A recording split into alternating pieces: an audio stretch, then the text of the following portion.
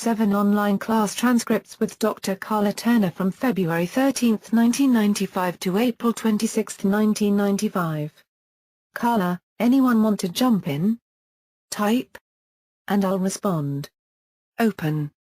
BANDRSNTCH, what is the Jungian approach? Karla, OK. Jung's analog of the human psyche posited the existence of certain primal archetypes inherent in our, for want of a more precise term, psychic structure, and when the UFO question arose, there were various explanations and theories pursued, including, as is the case still today, the psychological explanation or explanations, actually, of which the Jungian approach was one application. I'll be happy to delve more into this in the class folder during the week if you'd like. Do you have more to add, Mitch? BANDRSNTCH, recent UFO literature seems to be going in this direction. Your thought? Karla, my thought? A waste of time, until the separate, physical existence of these entities is disproven conclusively. For two reasons: first, there is abundant and weighty evidence for the phenomena's reality, and also because physically real aliens, objectively speaking, I think, provides the simplest, most straightforward plausible explanation to fit the current data. That is supposed to be the scientific standard, but curiously that standard is not evenly applied when it comes to ufology. Bob, I think you want to add something, so please. Bird, you referred to some findings about the soul, and I'm curious about that, but perhaps since time is limited, you'd prefer to do so in the folder. Karla, yes, there's a very important topic, so much so that we could easily devote an entire evening to it. Briefly, I can say that a small but growing number of abduction reports contain details of alien comments, actions that reference the human soul in a way that I think should make us very curious as to their interest here. Ed note, for AIC members. I can't be sure, but I think Karla is referring to Whitley Strieber, as he was the first one to publish abduction accounts that reference the human soul.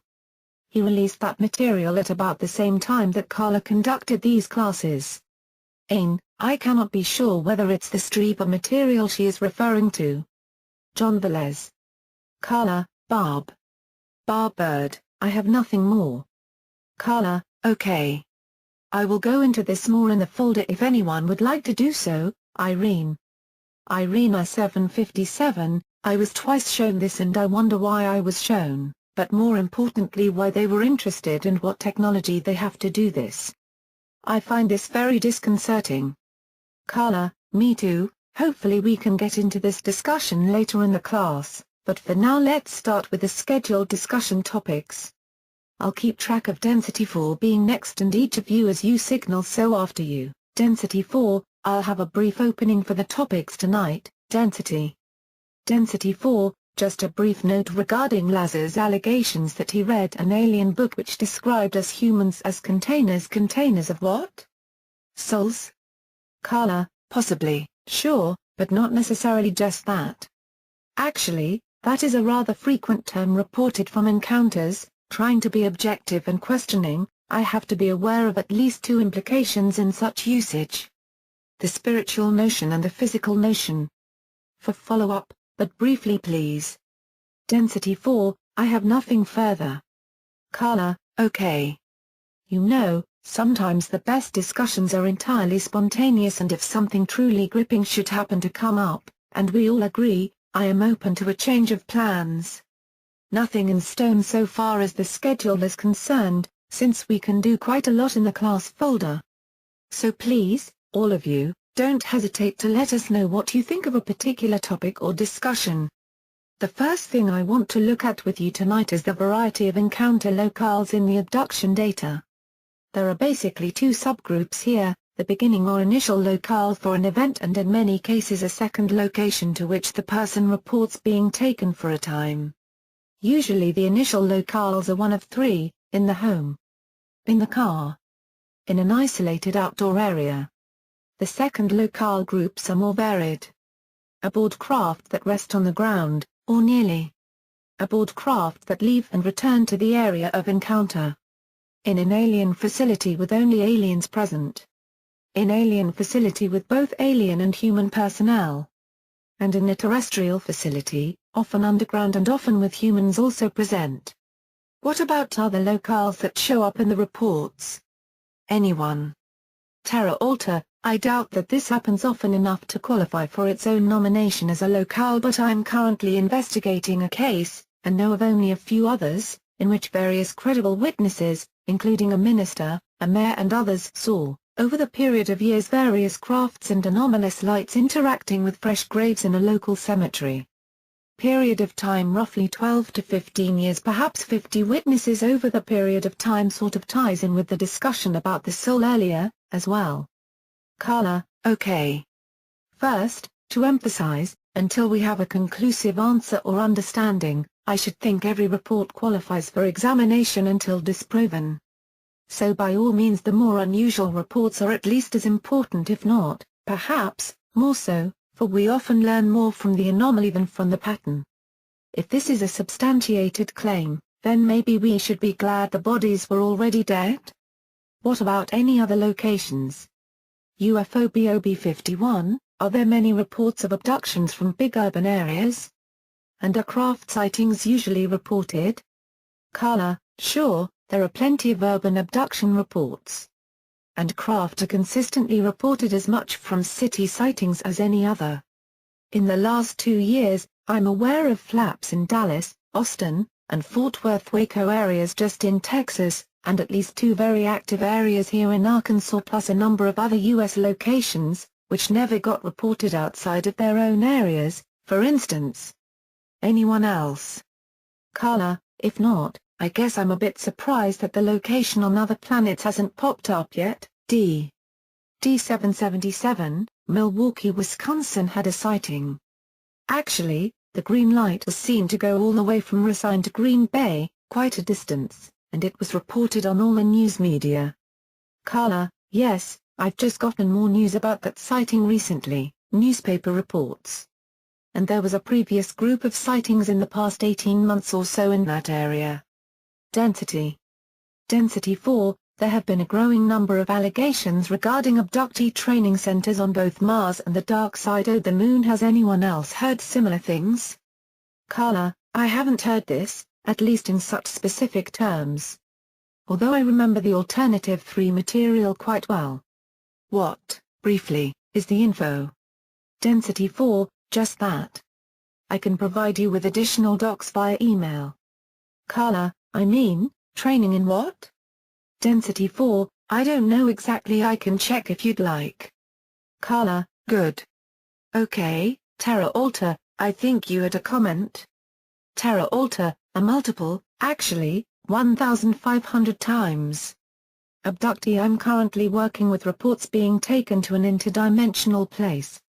Karla, is there more to the description of this place? Terra Alta, yes, much too much detail for here. Later via email or in the quad, okay? Karla, okay. On with the schedule. In the earlier days of encounter reports, there were several cases claiming travel to other cosmic bodies, from the moon to the known planets, usually, and then in the next 20 or so years, the reports grew to include planets not identified by the aliens, the most common of which is the desert or red, barren planet, yet it has not, to my knowledge, ever been identified as Mars. More on all the location reports will be discussed in the folder. I also want to quickly, as we're running out of time, go through a few other lists specifically so we can delve into them during the week. The next topic, alien teaching and training sessions. Missing time. Ed note, there is a missing piece of the class here. That's what was referred to at the opening of this class. Sorry. John Velez. Karla, about other types of teaching training session reports you've learned of. Irene. Irene I-757, I just got punted and don't know exactly what you said, but I was taken to a place I called the arena several times. It appeared like some kind of horse training center on top and had an underground facility underneath. The dirt in the arena was very red. The facility had many levels and rooms and included the military.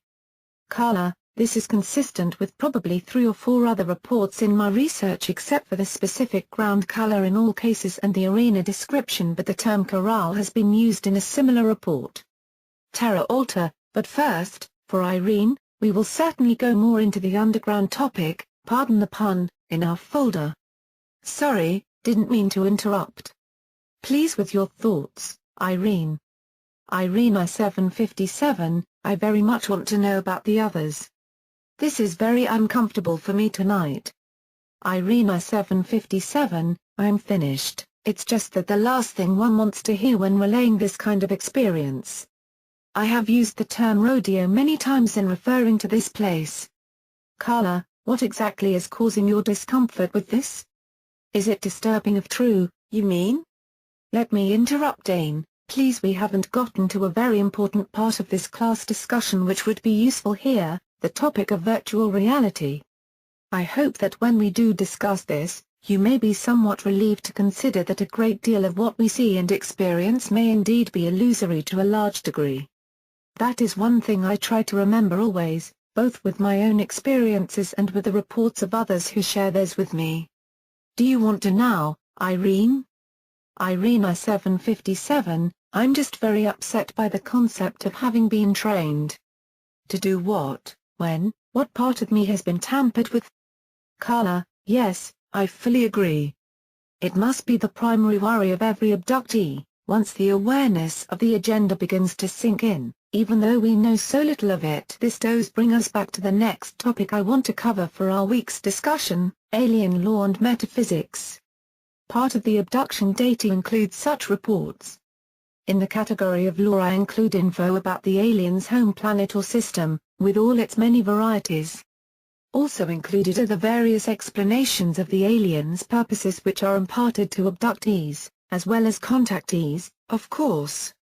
These typically are 1. Here to help their own species. 2. Here to help human species. 3. Here to assist in some spiritual scenario. 4. Here to warn us of future destruction but to do nothing to prevent it. Any others? Karla, yes, Irene. Irene I-757, maybe they are here for purely research purposes. I don't believe that, but it is a possibility. Karla, yes, and it is one the aliens have proffered in several cases.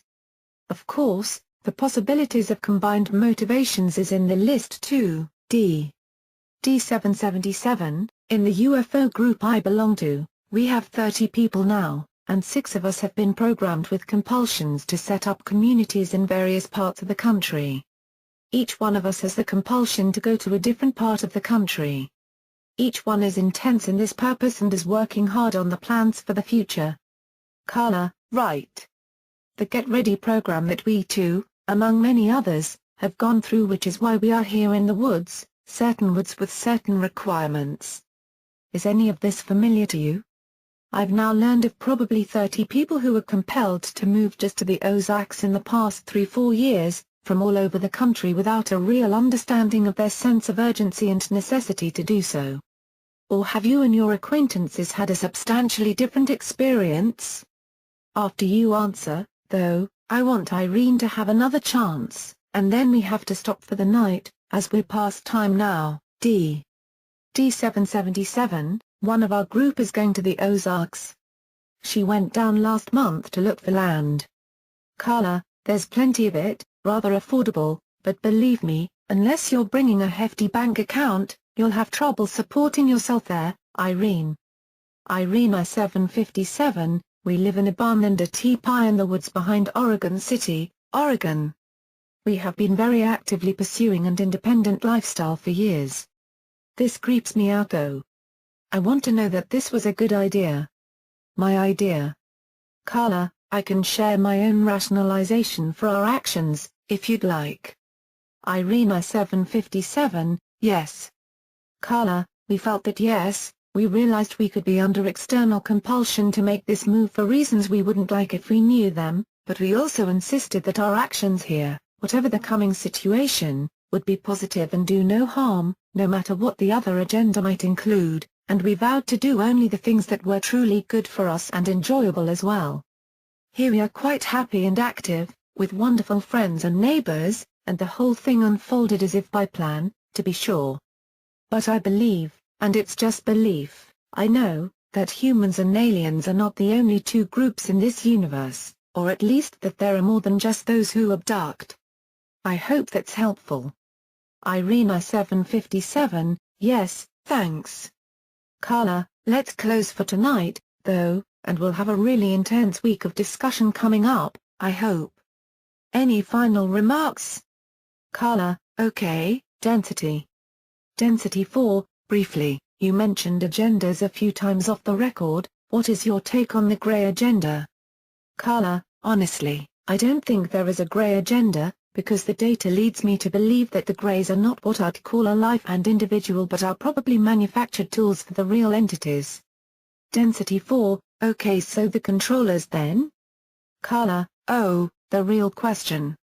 I don't have a strong hypothesis, truly, but I'd be glad to discuss the possibilities, which is all I have at present. Anyone else? Karla, okay, let's pack it up for the night, and I'll finish the topics in the folder tomorrow. Thank you all for being here, and thanks especially to those who contributed tonight. Bye for now. AIC would like to thank Michael Lindemann and CNI News for their generous contribution of the following. Karla, Tony, please. Tony Tree, has anyone noticed a change in any abductees' attitudes toward their abductors? Karla, yes, I certainly have. What about the rest of you? Karla, yes, D777, in the group I belong to, I see lots of anger where there used to be fear. Michael, I think such a change, toward generally more positive, is one of the most puzzling things happening in abduction research today. Karla, is there more, Michael, or is that a? Michael, sorry. Karla, is it really puzzling? Or could it be what we might expect, given the widespread influx of info on the subject, as well as the opportunity for so many abductees to begin to investigate, or at least to ponder more openly on their experiences? Irene, please. Karla, oops, I meant Tony. Tony Tree, I totally agree. Some now think it is a wonderful experience as before it was a nightmare. Karla, and D, please. D777, Karla, you have a standing invitation from the leader of my group to attend any one of our meetings and hear the pain and anger in the voices of real abductees. Karla, thanks, D. I do hear much of the emotional response from many abductees, and that's one of the main reasons I have pursued this research. My husband and I felt very alone, sometimes frightened, often angry when we had to deal with our experiences in a vacuum, and we vowed to do our best to help other people avoid such isolation and confusion if we ever could find a way to do so. Thus, we're in this work now. But as was pointed out earlier, many abductees tend to see their emotional and intellectual responses change as their knowledge grows and their experiences evolve, occasionally. Irene, you've got a comment? Irene I-757, my feeling is they are real abductees also, but have perhaps fallen to a questionable agenda. Karla, let's back up a bit.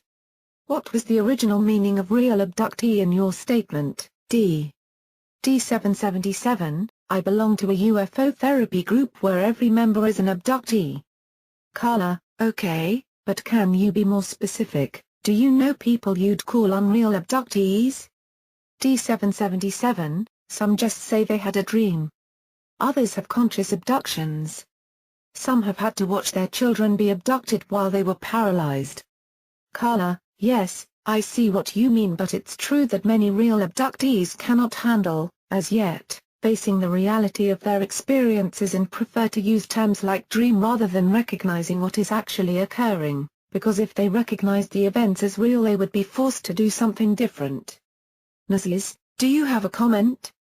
Nazis, I don't understand why some people's experiences are so negative, and others so positive if challenging. It's always challenging. Karla, good question, but the data I've compiled and compared with other researchers' findings seem consistent on this, that the majority of abductees have, in the course of time, both positive feeling and negative feeling experiences, often at the hands of the same entities. So that it's really rather rare for one person's total experiences to seem all traumatic or all wonderful. I think we'd better start with the formal class now, and to do that, I first want to know if there are questions or comments about last week's material. Irene, what about you? Irene I-757, I have had to come at this from a recovery mode in that I look at the actions to define what is going on rather than my feelings about what is going on. As I said in my homework, the more I look at this from a daylight, questioning as it were, the worse it looks. Karla, Tony, what about you? Tony Tree, just one comment before we begin class. Is it possible that this wide variety of emotions is exactly what the aliens want to solicit? Karla, oh, yes, I think that's a big possibility. And it's one of the theories that have been advanced to explain some of the more anomalous events reported by abductees. As I hope we'll find here, many events do not have any clear-cut purpose, at least from our POV, and often they seem to be strictly to elicit certain emotional responses. Bob, a comment before we go to the lecture? Barb Bird, Karla, I'd still like to see you go into your findings on the soul in the folders unless I've missed it somehow. Karla, okay, but it will take me a little more time to formulate all my thoughts on the data and I'll probably save the in-depth discussion for a subsequent class. But I'd be glad to chat about this more informally in our folder this week. If AOL lets me stay online long enough. Irene I-757, lol. Karla, when we finished with last week's session, I had not covered all the topics I planned, and when I added them to the folder, I may have mixed up some topics from last class with topics I wanted to present tonight. So please forgive any overlap as I go on now. This class topic is alien law and metaphysics.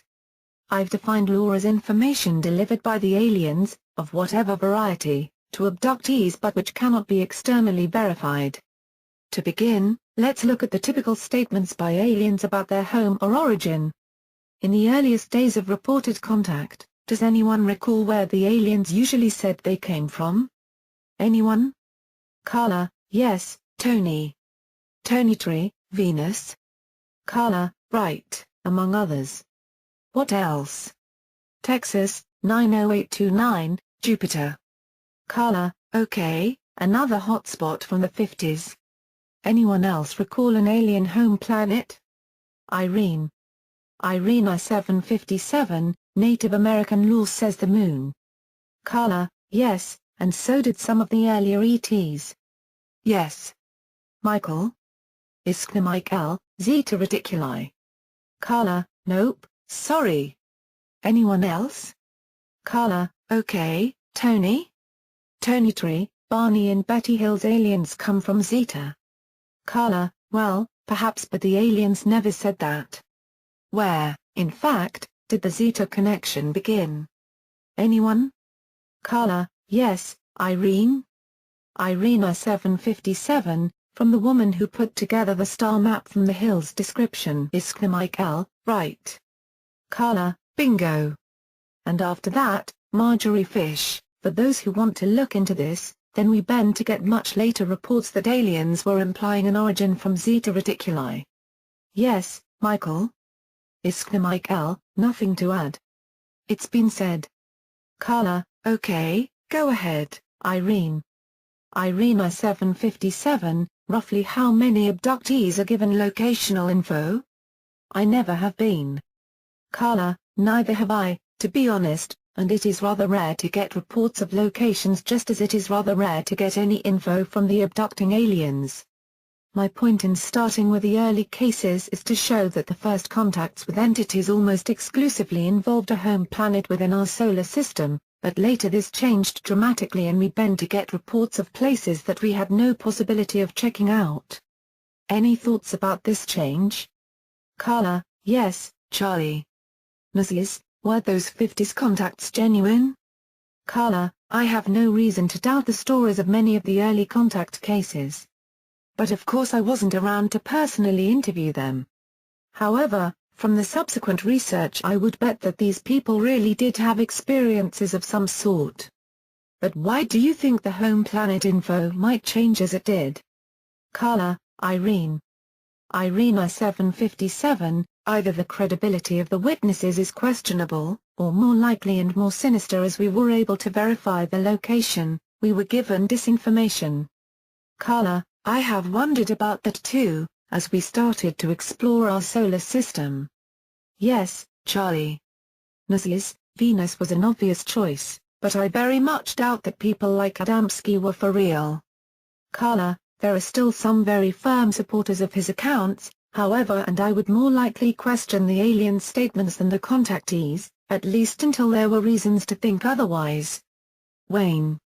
Texas, 90829, perhaps as we expanded our knowledge of space they changed their story. Karla, could well be. Tony.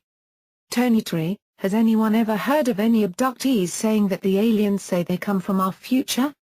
Karla, I'm not familiar with any reports of this statement from aliens. What about others? Irina 757, nope. Iskra Michael, it seems to me odd that although popular literature was full of men from Mars, most of the early contactees did not mention Mars as a planet of origin. I'd also add that Native Americans often said they derived from beings who came from the Pleiades. Yikes, spelling. Karla, yes, there are some wonderful accounts of Native American lore about the Sky People. Mrs. Human psychology is a reason to think otherwise about people's contact statements. People will be firm in the support of anything that excites them. Karla, I think I understand what you're referring to, but as an abductee who has had almost everything questioned at one time or another and know how frustrating it is not to be able to supply hard evidence, perhaps I'm more open to the accounts as being essentially honest, although that does not mean I accept the accounts as accurate, which is quite a different matter. To continue with the topic, let's look at the aliens' accounts of their agenda. The mainstream perception of the purpose for the alien presence includes very few possibilities. The first is that they are here to harvest genetic material to upgrade their degenerate species. The second is that they are here to salvage, at least part of, the human species which is not going to survive indefinitely. A third explanation is that they are performing strictly scientific studies. A fourth is that they are here on a spiritual mission. And finally we get reports that they are here either to observe or to intervene in a coming time of global catastrophe. What about any other explanations with which you are familiar? Mrs. That's most of them. Karla, yes, Wayne. Texas, 90829, how about the possibility of Earth being part of an economic trade route? Karla, I think we should consider that possibility, but do we have any reports in which the aliens made such a statement? Let me know if any of you are familiar with such reports, and for now, exile, please. Mrs. One offered to buy Caliph. From me for $27. Exile, we are on the verge of an psych evolution and we are becoming aware and maybe calling them. Karla, a possible theory. But we are trying at first at least to look at alien lore, the things they say to us. Yes, Michael. Iskra Michael, there were quite a few reports, some years ago, that UFOs seem to be harvesting water. Karla, right. And we still don't have a clue about their reasons. Yes, Irene? Irina 757, is it even possible for us to come up with an agenda without going way outside current thinking? Karla, I hope so. But that's not the purpose here. We want to examine what they say, which brings me to another bit of alien lore, which is the material relating to religious ideas. For instance, it is fairly common to get reports of events in which the aliens stress teachings of the separation of body and soul.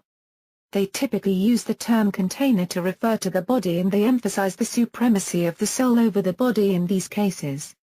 Yet in a number of situations where the abductees have been able to communicate with the aliens, we get contradictory statements from them about their recognition of a god source. Some aliens have shown a recognizably Christian slant to their statements, while in other cases, the aliens do not recognize the concept of God as we use it here. Yes, Wayne, Texas, 90829, which aliens talk about the soul, if known? Karla, if you mean, which physical type? Comments have been reported coming from Grace and from more human-looking entities. Also there are a handful of reports involving insectoids.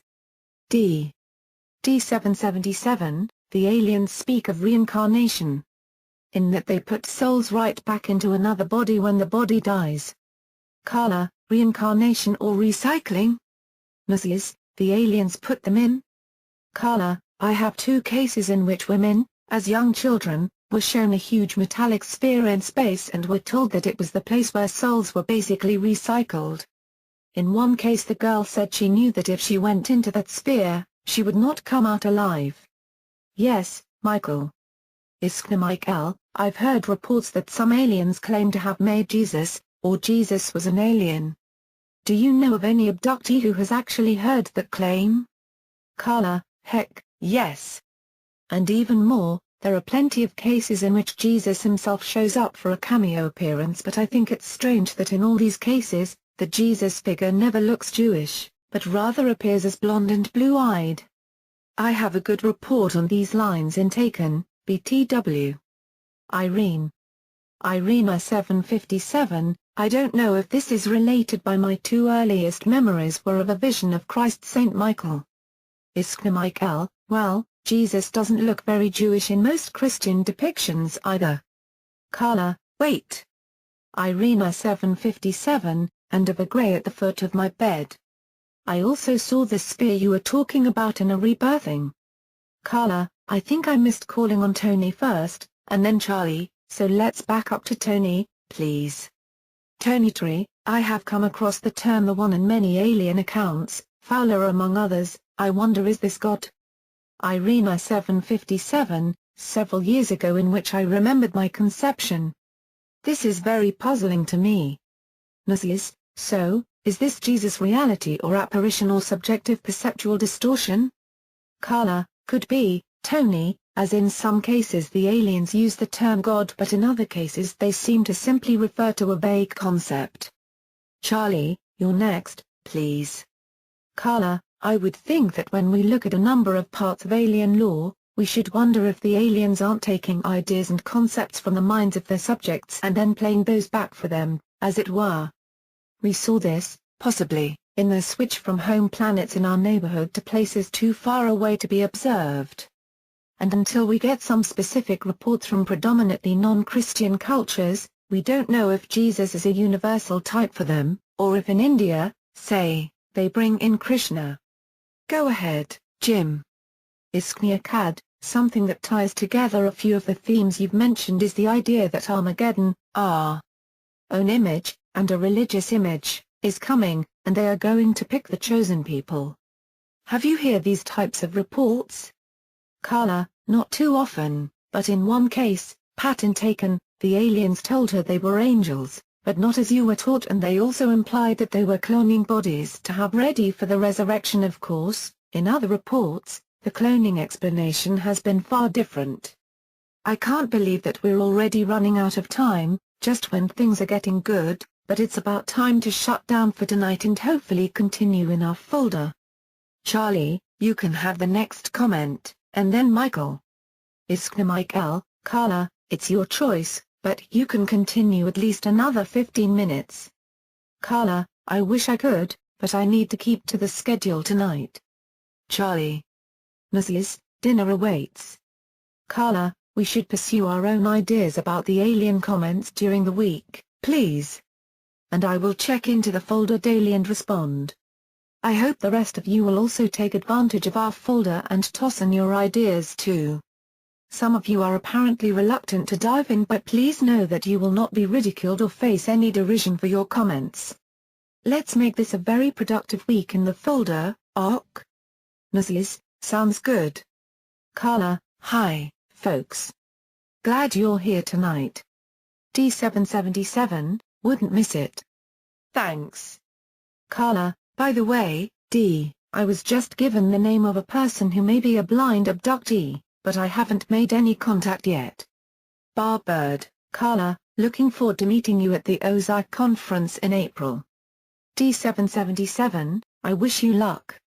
That could be an important breakthrough. Good luck. Karla, so you're coming? Great, it will be a good opportunity to meet a lot of folks from all over the country, and the speakers usually have plenty of up-to-date info. D777, Karla, my friend Bonnie will be at the Ozark conference. Would you like to meet her? Karla, sure, D, I'll be speaking and also at one of the vendor areas, so tell her to stop by and introduce herself. Hello, Wayne, Texas, 90829, hello, Dr. Turner. D777, I will do that, Karla. She'll appreciate it so much. Karla, is anyone else planning to attend the Ozark conference, by the way? D777, I'm certain you'll have a lot of Wisconsin and Illinois people we know from here. Karla, guess not. Hi, Tony and Bob. Until we start the main discussion, does anyone have preliminary comments or questions? Terra Alta, hi. It's good to be back. D777, I woke up with a triangle itchy spots on my hand this week. It swelled up really big. Don't know if that's significant. Karla, was there any other unusual activity during the night? D777, just my usual strange dreams. Karla, anyone else have comments? Texas, 90829, I'm still looking for the G-men abducting implant info for you, Dr. Turner. Karla, thanks, Wayne, you can email short items and send a folder of anything lengthier. One quick question before class begins. I haven't asked for anyone to discuss their own alien encounters, although some of you have been very open about your experiences, and I expect that all members of this group will respect the confidentiality of anything personal which is shared in the course of our discussions. Agreed? D777, agreed. Karla, yes, Irene? Texas, 90829, agreed. Terra Alta, yup. Irene 757, there was just an abductee Rice Krispies commercial on.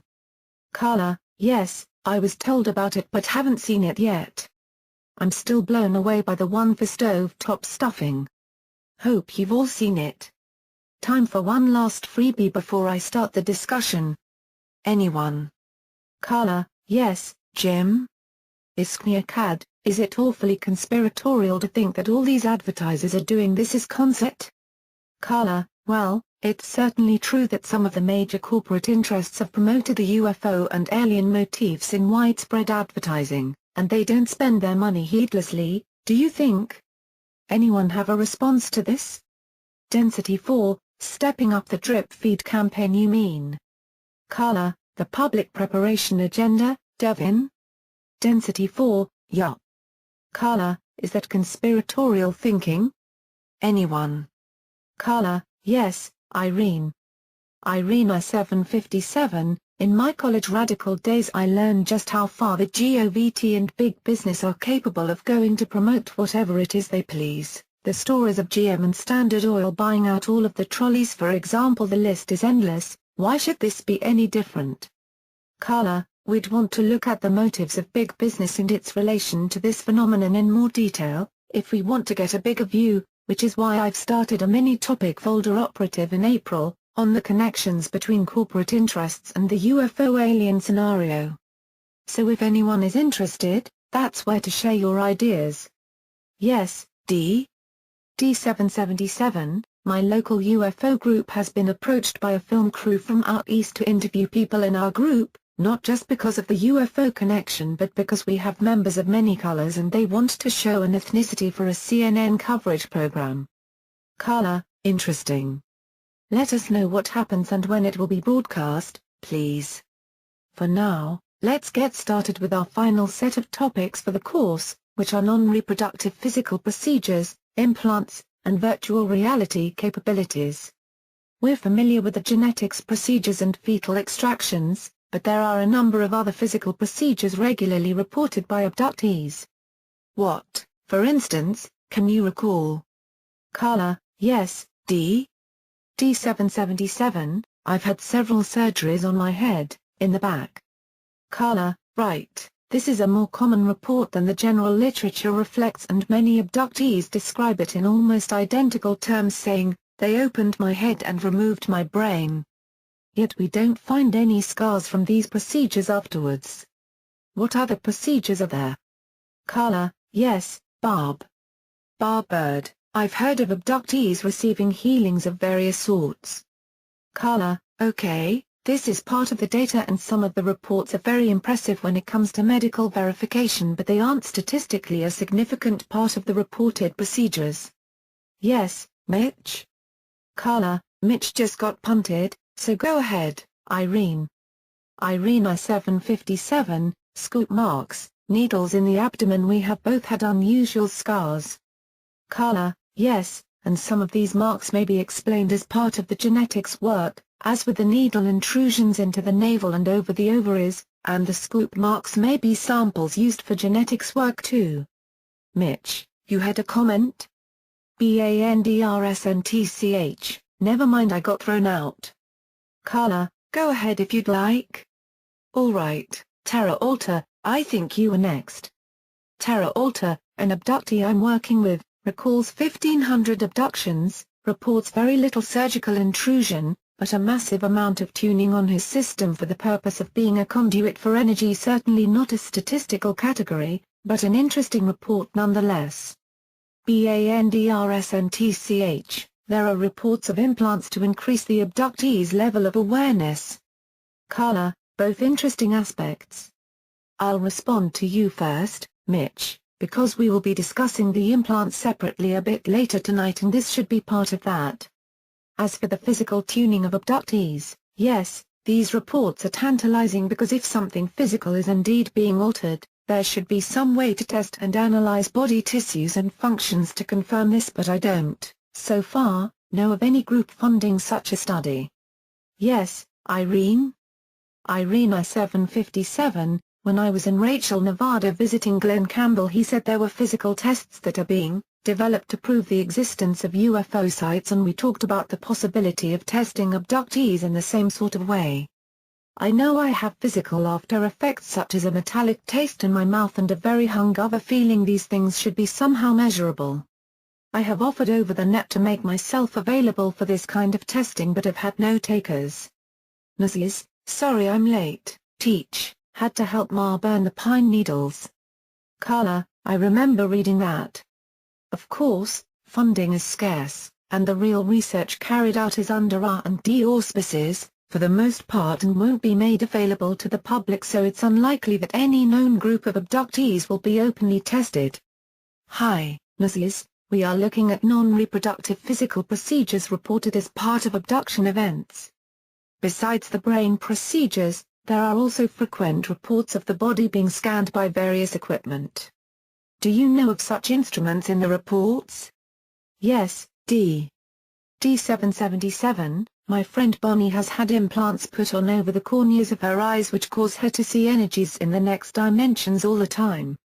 Karla, has any doctor examined her eyes and confirmed this? D777, yes. She went to her ophthalmologist because she can't see clearly in the physical now. Karla, has the doctor confirmed the presence of artificial implant materials on her eyes? D777, the doctor was shocked to see her eyes, and asked her if she had had her eyes implanted.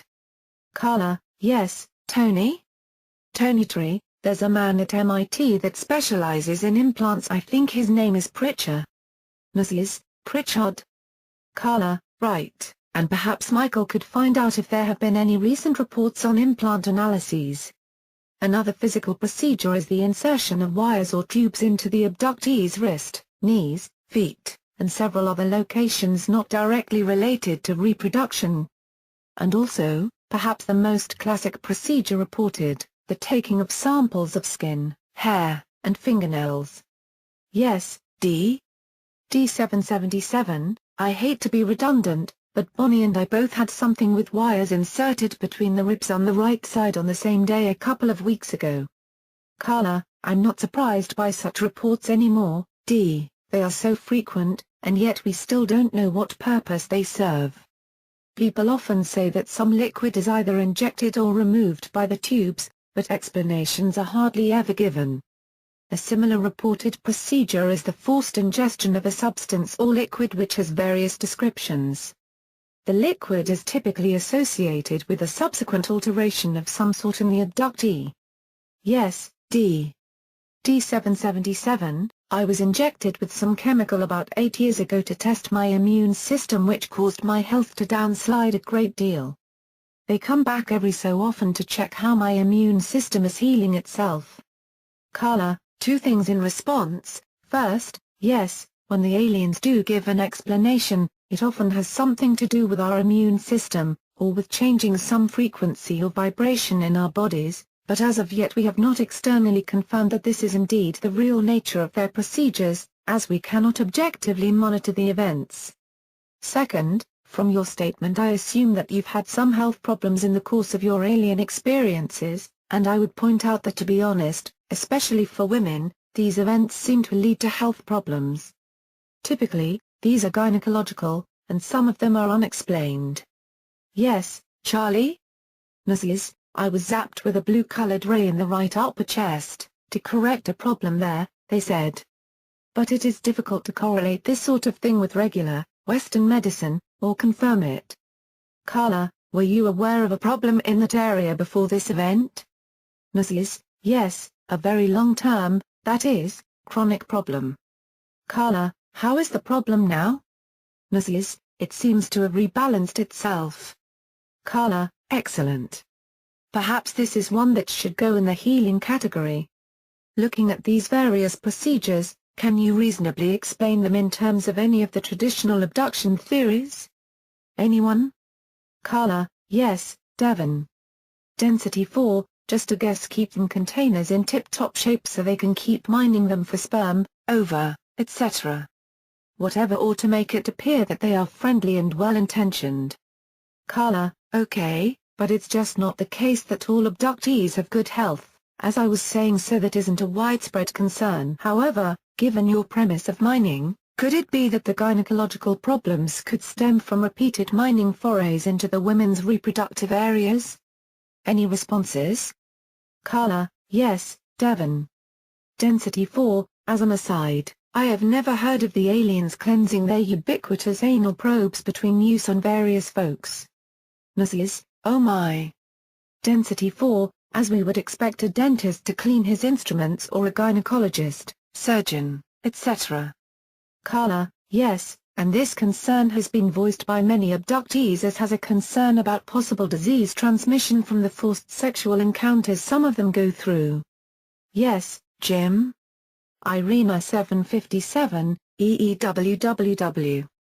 Iskniakad, if they're creating a master race of chosen people after humans destroy the planet, all of this would make sense as general physical research, wouldn't it? The more they know the better, so to speak. Karla, perhaps, but they've been doing this research for a long, long time and must be pretty dense not to have learned enough by now. D. Can your comment wait long enough for me to get to the next topic? Mrs. Which suggests it's not research. Karla, thanks. Our time is running out quickly, and I want to at least touch on the other two topics, starting with the implants. Typical reports tell of small devices inserted into different parts of the abductee's body such as the nose, ear, neck, spine, and eye socket, but isolated instances have included other areas too. Sometimes these devices actually appear on X-rays and MRI scans, but usually the recalled implant does not show up when the area is rescanned. Some possible implants have been recovered, usually accidentally, and in cases where they have been analyzed, the materials typically are quite terrestrial, but sometimes the combinations of elements are unusual. Yes, Irene? Irina 757, are there really implants in someone's possession? One hears rumors of what terrestrial nature are they? Karla, there are alleged implants, which is the best I can say, objects that are not identifiable in usual terms, but with terrestrial elements. Still, none that I know of has been convincingly shown to be of non-human manufacture, nor, however, has a terrestrial source been conclusively identified, so the question of authenticity is still up in the air. To continue about the implants, there are several explanations of their functions offered both by the aliens and by the abductees, usually, they say, based on their intuitive sense of the objects. What functions are you already familiar with, from the available literature? Karla, yes, Irene. Irina 757, tracking. One time I woke up with the feeling that I had been hit in the face with a hammer, and a couple of minutes later something flew over really low and fast. Karla, why do you associate that experience with an implant and with tracking?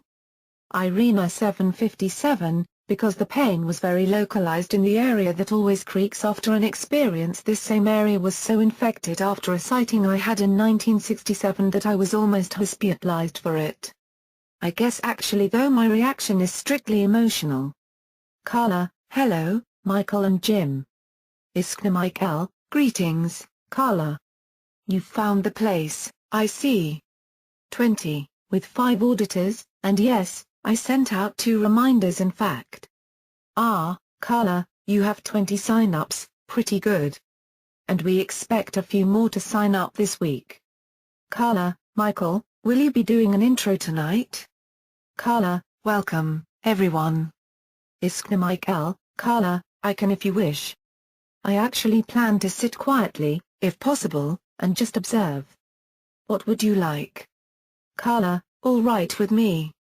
Have you read the quotation in the folder? Iskna Michael, I do think we can wait another minute or 2. Thanks to everyone for arriving on time. New soul, Mike, have you ever been able to sit quietly? Iskna Michael, Linda, not very well. But when I'm real tired it's easier. New soul, glad you're here. I'll be right back. Karla, I wish you could all attend the Ozark UFO conference, by the way. Iskna Michael, Karla, maybe you should restate the quote, if it's not too long. Karla, Michael, the quote is a full page, so I don't think it's worth taking that much time, but of course I can relay the gist of it, at the beginning, and it will stay in the folder, okay? Iskna Michael, okay. Karla, okay, let's go ahead with the present crew. First, welcome to you all, and thanks for your interest in what I feel is an extremely provocative idea, the theory that our species is witnessing a substantial change of some sort. I posted a lengthy quote from John White's book, The Meeting of Science and Spirit, concerning some thoughts about this from several recognized enlightened humans in the recent past. Is there anyone here who hasn't had a chance to read that yet? Karla, can I take that to mean that you've all read the folder, then? New soul, I just read it quickly. Karla, anyone else? Vikent, Illumination, right? Mosley 288, have read it. Karla, right. By the way, for those of you who are new to the online class session format, we employ certain conventions to make the conversation flow more smoothly. When you wish to make a comment or ask a question, you can type an exclamation mark for comment and a question mark for a question. Then please give me a chance to call on you. I'll do my best to keep requests in order. The second convention is to add a, for go ahead, when you're finished with your comments. If you must send your message before you've completed it, add 3 dots. And we'll know you have more to say. Okay, any questions about this procedure? Many of you are familiar to me from my first course here, and it's nice to see you again. Before we launch into a discussion of White's quote, I should tell you about the scope of this course and give you a quick outline for the remaining sessions. As the course prospectus noted, this begins with 2 questions specific to the abduction phenomenon, namely 1. Why are abductees typically unaware of ongoing experiences until some later point in their lives when the repressed memories are awakened? 2. If abduction activity has been a long-term situation on Earth, why is it that our generation and society seems to be the first one to wake up, in massive numbers comparatively to activities that have been occurring for ages? Any questions about this starting point?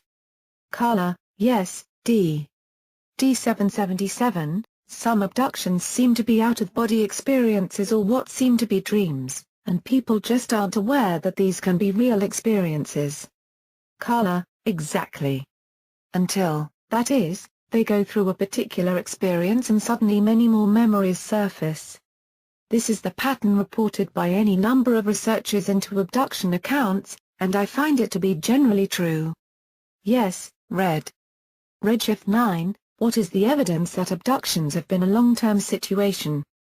Karla, good question.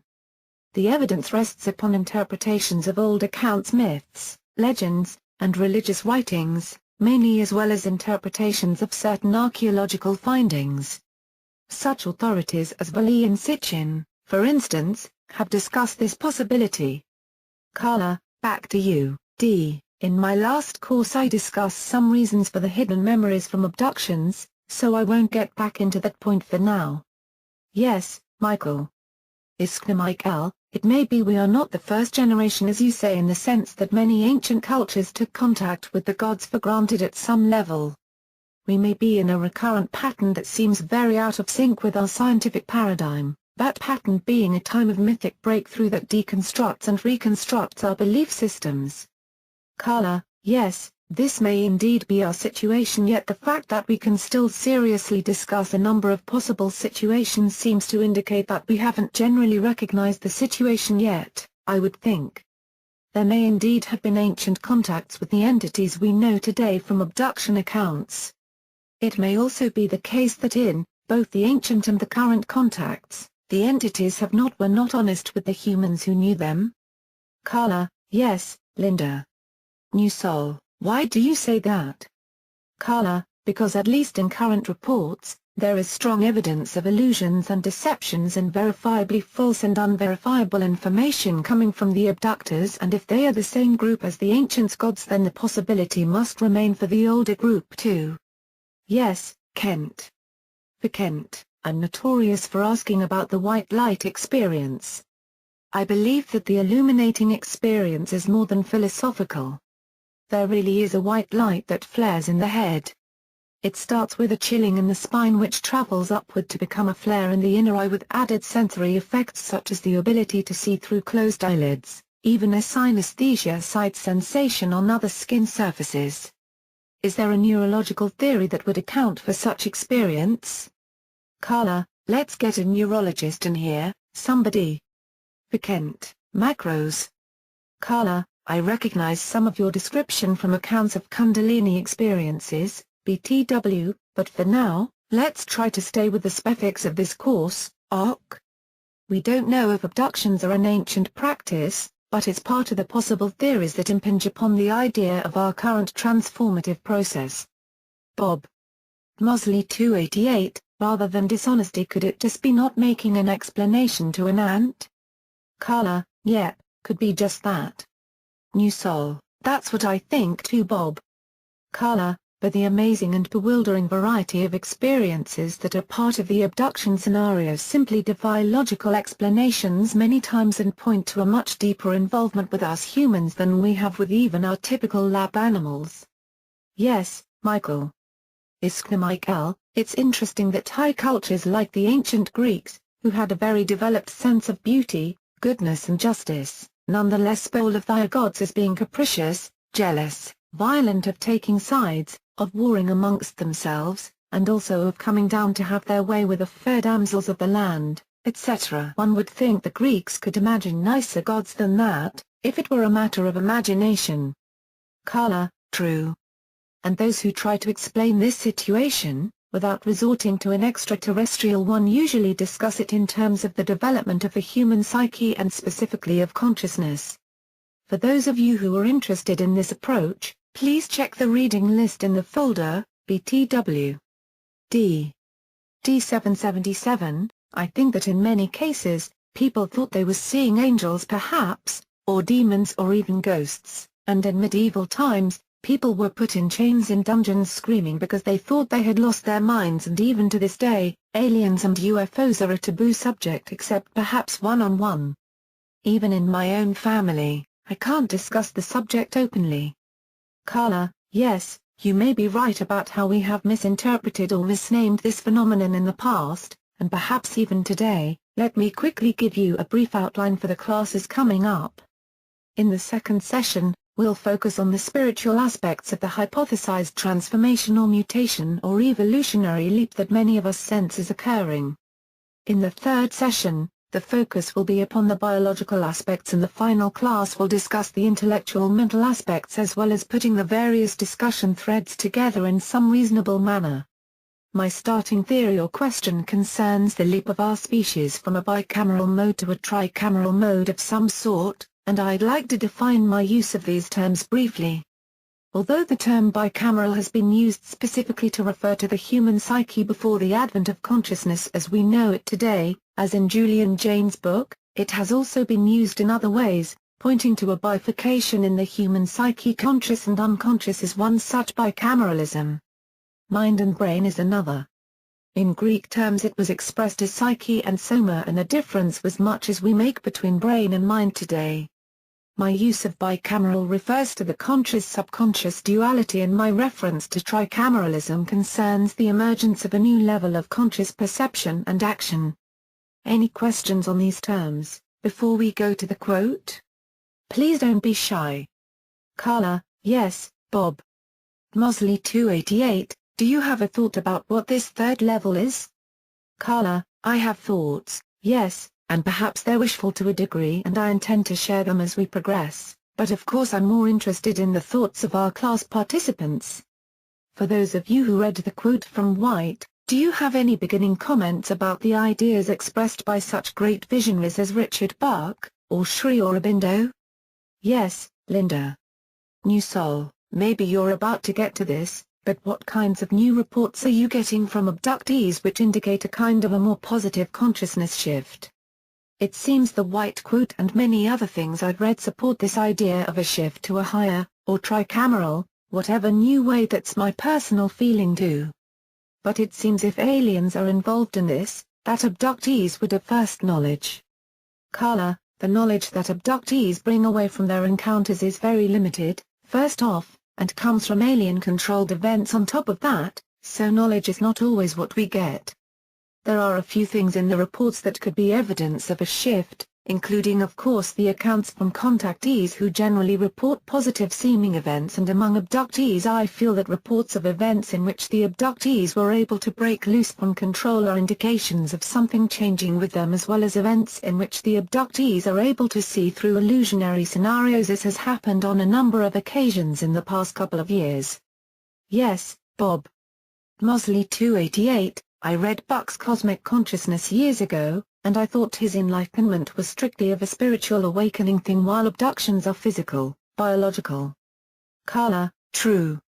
Within the body of possible explanations for the abduction scenario, however, are explanations that don't accept the physical reality of the events which seem so real to abductees, and also some explanation for even the real aliens say that they are working on us in an effort to assist our spiritual transformation into some new form of existence. So either way we have to consider the question of a spiritual component in all this.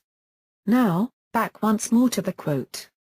How do you feel about White's remark that the great visionaries, after all the native things our recent history has produced, seem like foolish dreamers, when they talk about the imminent emergence of the supermind, or cosmic consciousness just around the corner for humanity? Karla: yes, Bob.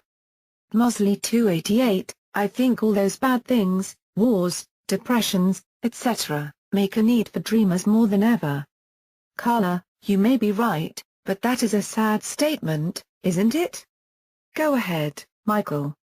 Iskna Michael: if we are in a time of mythic breakthrough as I mentioned earlier, then it is equally likely that the way things are becomes more rigid, more self-defensive, and in a real sense more crazy. In other words, a heightening of the opposites before the genuine breakthrough. Karla: well, we're certainly seeing a global polarization that is frightening, I'd agree. Yes, your point about the descent into a chaotic state, which typically precedes any reorganization, is a good one. The status quo is held onto even more tightly and extremely when it is threatened. This brings up, BTW, a point for later discussion about the need for a species to develop new coping mechanisms during stressful times that threaten its continued existence. Yes, Linda. New Soul, without foolish dreamers, positive, forward, upwardly consciousness-raising growth would not be possible. And while thinkers like White may be cutting edge, or perhaps even a bit too early, there are many more now who are being widely accepted that is Celestine prophecy, etc. It's like because of the chaos and lack of belief on the rigid ways we've had, people are searching and perhaps ready to make the consciousness leap because of the bad stuff. Karla: yes, Michael. Iskna Michael: this too is not a new thing. In the Bhagavad Gita there's a line that says, in effect, spoken by God, by the way, that, whenever things get really terrible, that's when I make myself in the image of humankind and come forth to set things right. Karla: excellent. And though he never made any claims to divinity, Buckminster Fuller also said that while humanity has the potential to go forward peacefully, its history shows that it must be propelled by direst circumstances to go forward, kicking and screaming the whole way. Lest I leave Mr. White hanging, let me now finish the quotation for you. Then I'll have an assignment for the time between sessions. The rest of White's quote is this: perhaps, but only if evidence which supports and advances their view is lacking. Is there nothing but darkness in this world, nothing but blind selfish instincts, nothing but greed and aggression which seek to reduce life to the lowest level of brutality, masked only by a thin veneer of civilized behavior? Is existence what novelist Joseph Conrad described as the horror, the horror? I say there is something else. So please add this to the quote in the folder, and before next week, I'd ask each of you to make a considered reply to the quote and post it in the folder. There will also be a new set of quotes for the basis of next class discussion. Our time is up for tonight, but if there are any pressing comments thus far, let's briefly listen to a few. If not, think about the evidence that you can come up with that would indicate a shift in our perceptions and reality that are apparent to you. New Soul, maybe as humans are starting to get it. WHTE Lotus 1, oh my. In my own experience. Karla, yes? Mosley 288, I like the comment about becoming our own authorization. WHTE Lotus 1, I experienced first a blue tube of light, then a white tube of light, and then golden. Each with their own level of awareness. When I wrote a paper about it in 1988, someone responded to it with a sharing of Sri Aurobindo. Karla, sorry to interrupt, but please remember the protocol for turns and commenting. Mosley 288, whoops. WHTE Lotus 1, and according to Sri. The colors each represent ascending levels of awareness. The blue is higher mind. According to Sri, the white is universal overmind and the golden's supramental consciousness. Karla, I'll call on you next, Bob, after responding to White Lotus. I am familiar with your descriptions of the colors and the relation to awareness, but can you relate your comment directly to something in the quotes? WHTE Lotus 1, well. It only skimmed over them yesterday. Karla, how does this relate to self-authorization, for instance? WHTE Lotus 1, have to think about that specific question. Karla, okay. Let us know if you want to add anything later, Bob. Mosley 288, no comment. You answered it. Karla, okay. There are enough of us here to start the session. Hello to all the recent arrivals, and I want to thank you for your excellent comments in the folder so far. The quote I posted for this session deals with the spiritual aspect to the hypothetical human transformation we may be experiencing, and for tonight let's try to stick to just that aspect of our overall topic, please. It's tempting to get into other things, I know, but that's what the folder and the final session will do, ok? So, who wants to start with responses or comments on this? What evidence can you offer in support of a spiritual aspect to the transformation? John. Well, the quotes were right on for me. The higher one's consciousness becomes, the more one realizes that divinity or self-authorization comes from within. We are not separate from universal consciousness, we are manifestations of it, one with it. This is my own personal experience, and evidence enough for me that the transformation is spiritual. Karla, all right. Do you see this in evidence around us in society in any specific way? John, well, yes. I see it in how people's attitudes and beliefs seems to be reflected in their personal circumstances. More and more new groups also seem to take this point of view. Karla, good point. Linda. New Soul, first, I'd like to say that Rio Rita's posts were excellent concerning social spiritual transformation. There is tons of evidence. For example, I found it astonishing and wonderful that the Celestine Prophecy has been on the bestseller lists for over a year. And, there are many books that everyone is reading on NDEs and the spiritual messages inherent in this experience. Plus, Mac's book is now mainstream, as well as Mutant Message and dozens more. People want this. Karla, yes, there's lots of literature that is relevant and popular. White Lotus, Can you summarize the thrust or message of this movement? WHTE Lotus 1, which movement specifically? Karla, or just make your original comment? WHTE Lotus 1, pass. Karla, wait. New Soul, I think that if people are reading this, they are trying, wanting to spiritually transform themselves. Karla, I should have said the movement to seek info about the metaphysical. So if you'd like to comment, please go ahead. New Soul, I agree with John Will, that this is an inherently personal thing, that once you have it, you must evolve. Sorry I had to get that in. Karla, Tony. WHTE Lotus 1, seeking info about the metaphysical comes from the insufficient answers found in other areas such as religion. Tony Tree, do you think this new awareness is, in part, responsible for our awareness of the abductions, and could in some way the abductions be a corrective measure to stop the evolution of our spiritual selves? Karla, yes, I think this could be a responsible factor, and that the abductors could be changing tactics in order to massively adjust the population. Given the nature of many abductee accounts, if we are indeed advancing spiritually, I hope that part of the change would include our having new perceptions of subtle energies, and some hard science experiments recently have documented the effects of alien presence on the environmental energy field. Bob. I'd love to know what Karla based that last remark on. It's an intriguing comment. Ed. JV. Mosley 288, is there any evidence that abductees become any more self-sufficient, or is it less? Karla, do you mean financially and materially? Mosley 288, I mean more self-authorized.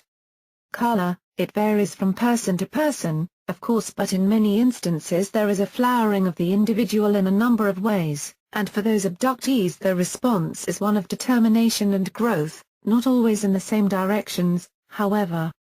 UFOLL, OK. I was just wondering how many of you think that you may have been abducted? Karla, the question is OK, but the timing is off. UFOLL, sorry. Karla, we're discussing a specific topic for now, and if you really are interested in those who feel they've been abducted, I'd suggest posting a message in the electronic cafe, D777, I have seen more people study the metaphysical first, then found aliens second. Karla, do you mean they were drawn to metaphysical subjects and subsequently discovered an alien activity in their lives? D777, yes. Studying metaphysics gave them more awareness, then bent to see a connection of sorts between what they were studying and the activities of the aliens. Karla, okay, but have you thought about another possibility, that the subliminal knowledge of their experiences might have compelled them to the study of metaphysics in an effort to understand such events? D777, that is entirely possible. It's like asking, who came first, the chicken or the egg? Karla, true, but we should remember that our society gives us a limited perspective within which we can contemplate and answer such mysteries, since the prevalent religious atmosphere does have specific statements on some things and is silent about others. Linda. Karla, let's go to White Lotus, then. WHTE Lotus 1, the word self-authorized threw me a bit earlier, but if I understand the meaning then I would say that within my own experience, the white light was not self-authorized and the golden light was. Karla, did you feel that after experiencing the golden light that you had a new perspective and a new sense of inner understanding that would allow you to make internal decisions in a different way? WHTE Lotus 1, yes, in part, but it wasn't until a Tibetan Rinpoche and a Cherokee chieftainess further explained the light, that I had a greater recognition of what it was. Karla, so in those people you found an external authorization first? WHTE Lotus 1, perhaps a bit, and I don't know how to explain that I felt authorized, but without full understanding, and there is a difference. Karla, okay. I think Bob is next, so please. Mosley 288, in NDEs there are almost always spiritual advancements, almost 100%, but not in abductions? Or am I mistaken? Karla, no, you're not mistaken. In some cases it seems the trauma is so great that the person's integrity is shattered, often resulting in degenerative behavior, that is drugs, alcohol, promiscuity, etc. But by and large I see that abductees cope pretty well and they can't help but become aware of a different sort of spiritual or metaphysical, which may be a more accurate term, aspect to their existence. Do you want to add more, Bob? Mosley 288, yes, I am having a little trouble getting from a typical abduction scene to a metaphysical advancement. Mosley 288, no.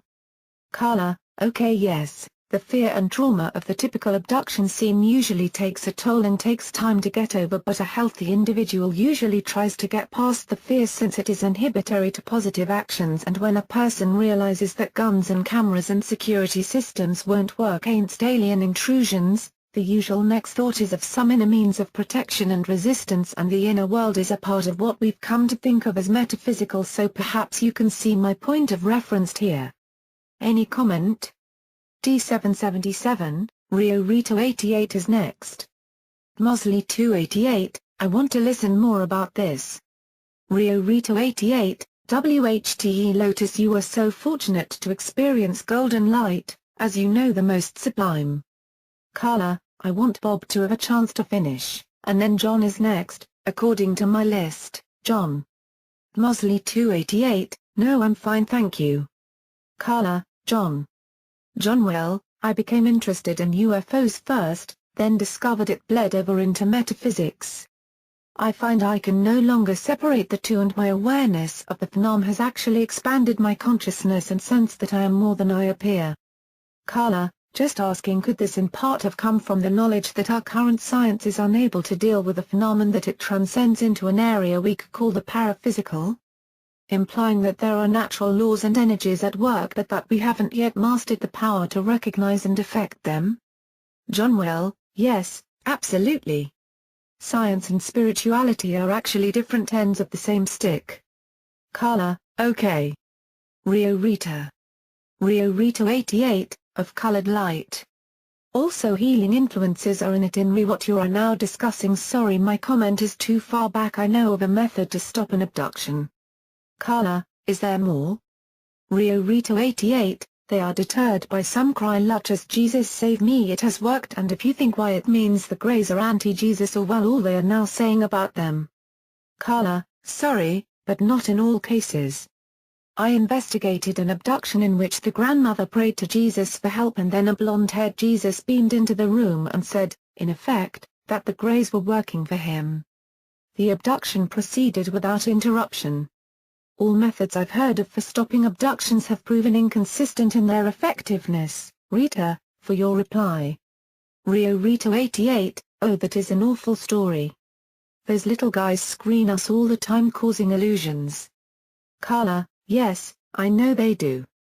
Tony, please.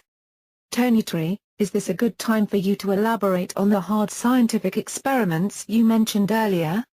Karla, I can relate that a controlled experiment involved compasses which registered any electromagnetic field fluctuation, and during reported abductions the compasses did record some inexplicable fluctuations. That's off the subject, though, so let's get back to the spiritual evidence and its relationship to our awareness of the abduction phenom. Linda, you're next. So. Ed note, Karla fails to mention by who or when this experiment was conducted. JV. New Soul, it's my belief, and posted in folder more depth, that often it is serious emotional physical trauma including abductions, heartbreaks, deaths of loved ones, illnesses, catastrophes, etc. And when we get a chance to begin reflecting on the why in a deeper way, we move to a spiritual understanding and evolvement. That for me is the connection between abduction, etc. and growth. Karla, I completely agree about the effects of trauma. But perhaps it's not so much the why but a question of, what do we do now? The why always seems ineffable, no matter what spiritual path one follows, yet we must continue to live with whatever situation presents itself, and it is in the way we choose to respond to all situations, especially adversity, that our spiritual strength is important. UFO 11, you're next. New Soul, exactly. You're right. I should have said after the, why me? There's the what do I do now, to what I was saying, up there feel better. Some will eat too much, or self-destruct. But others choose the higher road. Rio Rito 88, tough life experiences just means that good old karma is kicking back at ya. Nothing more. UFOLL, because Kodak has been making computers using thought projection, instead of keyboards supposedly like the ETs do it. Karla, why don't you post info on this in the cafe? We'd all be interested. D, you're next. UFOLL, OK. D777, I was going to reply to Rita about stopping the abductions, however, I don't have all the information at hand to help at this time. Perhaps I'll know more next time. Karla, thanks. Bob. Mosley 288, I don't know about stopping the abductions, but I believe you can stop the fear by asking. Karla, by asking what? Mosley 288, asking that they do something to relieve the fear in an abduction scenario. Karla, I see, and sometimes this has helped, I agree, but not always. White Lotus, one last comment? Our time is almost over. WHTE Lotus 1, are you asking what might be forms of evidence of spiritual? Or asking for reportings of already determined forms of evidence? Karla, I was questioning the evidence we can marshal to promote the idea of a spiritual awakening generating through society. For the next class, we will look at the biological implications, for instance, as there are several aspects to the transformation question. Karla, yes, I know. But there should be time for a reply. White Lotus. WHTE Lotus 1, well. Knowing that is the question, it would require some thought. Karla, okay. Rio Rito 88, native emotions like fear will stifle or just close off telepathic ability. With the visitors. Now evidence of awakening is in bookstores in abundance. Wonderful, insightful, fantastic new books out these days. Not till now. Karla, but do we want telepathic connections with them? This question must be answered first. Egilson 432, what about angels good and bad throughout the ages? Don't the bad always bring the good? Karla, in the sense of a balance of opposites? Does one really bring the other, or is there a coexistence? Egilson 432, I guess I am saying the Greys may bring good info we don't understand. Karla, that's possible, something worth discussing in its own right. John, please, and let this be the closing comment, after which I'll say a bit about the folder. John, well, what we do now is become more conscious of the choices we make and observe the results based on our thoughts, beliefs. Adjust those, and we change our consciousness. Karla, yes, and in some cases we adjust our thoughts in a specifically spiritual manner? John, well, yes, but also in everyday life. Karla, I think the evidence in general society does show a wide interest in paraphysical matters which do affect our everyday lives, certainly, and when it comes to interactions with the aliens, we often find two different spiritual components, one which aligns the abductee with the abductors and one which positions them as opposites, but with the abductee calling up new spiritual insights and ideas as a means of response for his/her own sake. Our next class will focus on the biological aspects of species transformation, and I'll list a few new quotes for a starting point. So far, I'm very pleased with the ideas several of you have contributed to the folder, and I'd like to see responses from each of you before the next session. Till then, I'll check and frequently to make my own responses. This has been an excellent session, and I hope you've enjoyed the exchanges as much as I have. Karla, I found it hard to tear myself away from the TV news, especially earlier, when announcements about FEMA's deployment were made. Violet for you, fine evening. UFOLL, does anyone think it's connected with the World Trade Center? Violet for you, Iranian, but we'll wait to hear more news. For Kent, hi, sorry I missed last week due to kids and spring break. Karla, glad you're here tonight, anyway. Iskna Michael, greetings, all. Jess stepped out momentarily to start a log. Hi, Karla. Karla, okay. First, though, let's wait maybe 2 more minutes for anyone else to arrive. And I want to thank those of you who responded to the material in the folder. Course TA. I think we're all kind of stressed out today because of Oklahoma City. Karla, yes, I agree. John Will, evening, Karla AL. Karla, this type of scenario is much too familiar and as such echoes in many of the fringe rumors we have to live with in this field. Back to the folder, if I may. Has there been much chat about this event in any of our postings? Iskna Michael, sorry, Karla, not sure I understand your question. Karla, never mind, then. For Kent, in my book the biggest news is the lack of news about Mexico sightings.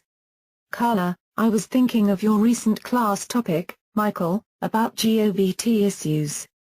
BTW, we're under a storm tornado watch in this area and I could disappear at any moment. Karla, it's time to begin things now. Iskna Michael, Karla, if you suddenly go offline, we'll try to hold the fort, but please come back soon so we know you weren't blown away in a tornado. Karla, okay. On with the show. If there are some changes occurring that affect our perceptions both externally and internally, what mental or brain functions do you think might be involved and/or changed too? Any responses? Karla, yes, Michael. Iskna Michael, any work done on possible hypothalamus effects? Karla, not that I'm aware of, but the subject was also raised in our folder. I had hoped that you might know more about funding and research projects. Karla, can you explain about these effects, Michael? Iskna Michael, obviously, the whole endocrine system remains largely mysterious to medical science, and could be hugely implicated in the internal and external effects you mentioned, but no, I myself have no knowledge, and wonder who does. There are so many fruitful avenues of possible research that have never been tried. Karla, I agree. What specific effects could be involved with that system? Iskna Michael, are you asking me to speculate? Karla, if you know more, please fill us in. Iskna Michael, hormones change consciousness. That is easily demonstrated. Neurotransmitters interact with hormones to produce prodigious effects of evidently paranormal abilities, and it is not hard to imagine that an advanced race of beings would understand relatively simple and straightforward ways of manipulating the production of neurotransmitters, etc. But this is just a guess. Karla, great. Thanks. Karla, and the abductors do often make vague references to changing enzymes or energies or blood etc. so that it should be something testable in medical terms. White Lotus. WHTE Lotus 1, with the shift in perspective, there is a raising of energy from the medulla to the third eye and crown areas of the head-mind. Karla, what parts of the brain are involved in this, do you know? Also, what sort of energy is raised? WHTE Lotus 1, well. The pineal esoteric little thing that it is. Grin, and the energy would involve the Kundalini. Karla, okay, thanks, although I admit to knowing very little about Kundalini explanations. Tony, I think you're next. Tony Tree, how about our perceptions of the aliens as being here for our good? /Screen Memories Law. How can we trust anything reported in these encounters considering this ability to alter our perceptions in these scenarios? Ed note, take a very careful mental note of Karla's next response, it's a vitally important piece of information. Something we should always bear in mind in our own personal investigations. Karla, a tough question. I don't think we can trust much of the reported info, to be honest, without some method of external observation and thorough investigation. But we can look at certain data that supports the idea of technological intrusions into the brains of abductees and look at what these affected areas are doing, in terms of overall brain function. For instance, the brainstem really has more control over brain activity than the medulla or the cerebral cortex, and some of the abduction data points clearly to implants in this area. I'll say more about this in a moment, but Kent, I think you also have a comment. For Kent, I'm not sure of physiological definitions, but external energy, quickening, sources seems to transform the whole body into a thinking perceiving mechanism with synesthesia and a kind of whole perception. Karla, please relate this to the abduction experience and or the transformation theory. For Kent, I think these two experiences might be connected. Karla, how? Kent, okay. When stimulated, I think one begins to move through doors. Such doors reveal entities of different levels. Thus an abduction may be nothing more than an entry. Karla, an entry of the entities? Or the abductee's entry into something else? Kent, the human enters their space or becomes capable thereof. Karla, yes, Violet. Violet, for you, how would the back of the head be stimulated? Karla, more, Violet. Violet, for you, I wish I knew. Karla, I meant, was there more to your comment? I didn't see it at the end. Karla, if you're asking about the stimulation of the back of the head. Violet, for you, in prayer the back of my head becomes stimulated. Wanted answers in the abduction. Karla, were you referring to my comments on implants or to Kent's remarks? Violet, for you, experience. Karla, please explain. Violet, for you, implants, yes. Karla, okay. Tony, I'll get to you next. Violet, for you, it becomes warm and I get a surge in my cells. The only way I can explain it. Karla, the brainstem controls almost everything. Our state of consciousness, waking, sleeping levels, our attention to all sensory input, our interpretation of sensory input, and our motor functions. We know from human medical experiments that the external stimulation, as Kent noted, of certain brain areas can cause virtual reality events and experiences, not only in a human brain, by the way, but apparently similar effects are seen when brain areas are stimulated in monkeys and apes. Tony Tree, we seem to be talking about hard facts. How can we get this brain stimulation activity sort of on the agenda for our scientific community to look at? Karla, I've asked this same question repeatedly. And now that some monies have been promised for research, this would certainly be a worthwhile area of investigation. Kent. For Kent, there might be more to this energy phenomenon. Another thing, the entity, Earth, seems to be quickening too, increasing base frequency which is measurable at last. This might account for the appearance of the ultra-terrestrials, because the whole planet begins to resonate at a doorway threshold. Karla, maybe that is similar to what I've called a wobble effect in both the planet and the population. Michael Michael, the physician in Toronto who's studying effects of temporal lobe stimulation, forget his name, gets such strong out-of-body effects etc. that he's claiming such stimulation might account for all perceived experiences of abduction. No aliens. Just stimulated lobes. Michael is referring to Persinger's work with the electrical stimulation of certain brain centers via the use of a helmet he had designed for the purpose. His experiments and findings have been hotly debated ever since. Karla, would that it were true. However, so far it hasn't proven to fit all the known reports, so don't get too hopeful about that theory, or about the allergy to electricity theory either. Tony Tree, but could the electrical discharges of geoforce cause enough brain activity? Karla, that's the debated point. It's more theory than evidence right now, though. Yes, Slavo if memory serves, think I read that Persinger's methodology was called into question. Karla, I'm not sure about the methodology but the parameters were highly hypothetical, and I recall a number of dissimilarities with many abduction experiences. Any other comments, questions at this point?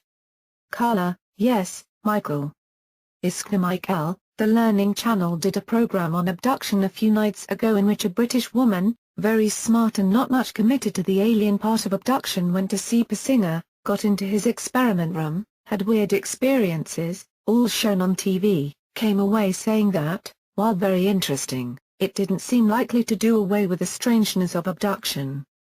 Karla, thanks. If anyone has an available tape of that program, I'd really like to see it. Let me know. Tony Tree, I think his theories, Persinger's, could explain some lights in the sky. But that's about it. Karla, maybe a few other things too, but certainly not the physical after effects that crop up so often in abduction scenarios. And of course it doesn't explain the peripheral activity such as crop circles and animal mutilations. Yes, UFO 11. UFO-LL, someone spoke about the neocortex, is that the outer layer of the brain? Karla, it is a rather recent development, I believe, although my knowledge of brain structure is admittedly limited. Why do you ask? More, UFO 11? UFO-LL, I was reading about it. And I was wondering what I was reading about. Karla, okay. When we consider the fact that all of our perceptions must be processed by a physical structure like the brain, then even our most spiritual experiences are also similarly processed. So there must certainly be a question about any intrusions into the part of the brain that does the processing, wouldn't you think? Karla, yes, Slav. Slivo. I'm not sure processing of perceptions and spiritual experience are the same. Karla, but doesn't every experience have to be processed in order to be perceived? Slivo. Sure, but are spiritual experiences processed in same manner? Karla, that's my point. If it is an experience, it is to have an entry into our perceptive field, and the brain is, so far as we know, the only processor. Comment. Slivo. Are we talking about experience as external or internal? Karla, either. Slivo. But source could be different, right? Karla, sure. Slivo. Then processing might be different. Karla, I'm not talking about the source, only about the processing of the data coming from the event either internally or externally. And there are those, both in psychology and physics, who would tell us that the separation of internal and external events is illusory, anyway.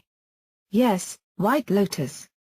WHTE Lotus 1, are you using the word process in regards to conceptual thought? Karla, in regards to all assimilation of stimulation, whether external physical or internal/psychological/spiritual. We lost White Lotus, so Kent, please. For Kent, about these realities. The problem with investigating these expanded realities is that after a certain physical bound threshold the investigator can no longer take the notions or proof, and explanation along with. In fact, upon the return the brain grasps for straws and imposes screens which filter the limited picture. Karla, perhaps the brain is imposing the screens, but the other possibility is that the screens are externally manipulated and imposed, which I would venture may be closer to what is actually occurring. Anything further, Kent? For Kent, no. Karla, okay. To bring us to a point of closure, let's look at a couple of things. First, the history of human consciousness is one of continued evolution with some strong evidence for a noticeable change having occurred within historical time, perhaps as recently as 5,000 years ago, and all of the related fields of study agree that such evolution surely continues today. So the idea that we might be the specific generation, to feel the impact of another noticeable shift in perception is not out of the question. And as always, with a question of such magnitude we can't afford to examine all the possibilities to explain and understand it, including any evidence of external stimulation. For the final class, let's try to forge an overview of these possibilities, especially to consider what effects, if any, the millennial situation may have on our sense of some transformative activity. Any final questions or comments? Karla, yes, Slav. Slivo. What do you mean by evolution of consciousness? And shift in perception? Karla, okay, for instance, our historical records provide evidence that within the past 5,000 years the human species developed the ability to perceive and process the concept of certain colors that had not been hitherto available to us. And for the most part there has been a noticeable shift as well in the species' response to its environment, which has to have become the dominant perception in order for our overall misuse of the planet's bounty to have occurred. Yes, Tony? Tony Tree, yes. A comment / why is it the more I learn about this then, the less I actually know? It just keeps changing. Karla, one possibility, the main burden of our education right now is in unlearning so many of the givens we have accepted but which now don't serve to explain the realities that have shifted beneath and around us. Tony? Tony Tree, yeah, but could my confusion about the fen be, how shall I say, anticipated? Karla, you may be right. Final discussion postings will be available in the folder by Sunday evening, and I really hope that more of you will jump into the conversation. Thanks to our TA this evening, for taking care of business, and thanks to you all for coming together and trying to get at the big questions. If there is nothing further, let's call it a night. Course TA, thanks Karla for a great discussion. WHTE Lotus 1, thank you. Karla, you're very welcome. Violet for you, must learn to adapt to changing shifts, thanks and a smile. For Kent, thanks much. UFOLL, see you Karla, goodbye. Tony Tree, thank you Karla. Agilson 432, thank you. Karla, I agree completely. Things aren't going to be the same, it seems. Bye, all. Slivo M, good night and good show. Goodbye. For Kent, goodbye. Course TA, that was a great discussion. I wanted to comment on several things, but as TA, can't do so very well. Good night Mike. You'll be hearing from me soon. Bye. Iskna Mike L, had to step out for a while, but got a log so we'll reread everything. Karla, and this will be my first time to speak at the ON conference, so I'm really excited. Wolf Lady, Karla, what about NY City? Karla, hey, TA. Glad to have you back with us. BTW, who are you this evening? I don't have any plans right now for NYC. Course TA, I'm D777. I'm sitting in for Jim, who is babysitting at home this evening.